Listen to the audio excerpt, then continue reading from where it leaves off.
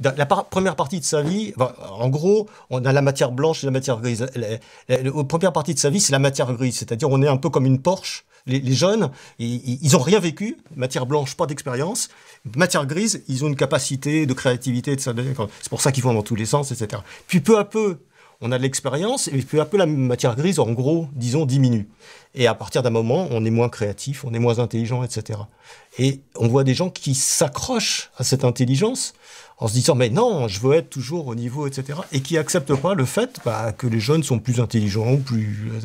Et je donne des exemples avec l'exemple de Darwin, Charles Darwin, qui a découvert quand même la théorie et l'origine des espèces, la sélection naturelle, etc.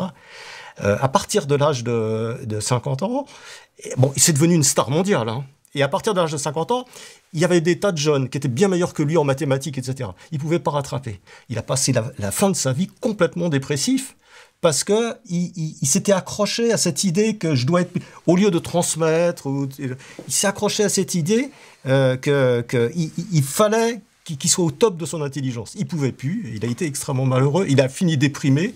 Et il a été enterré quand même à la cathédrale de Westminster, c'est pas mal. Mais dépressif, il se sentait complètement imposteur.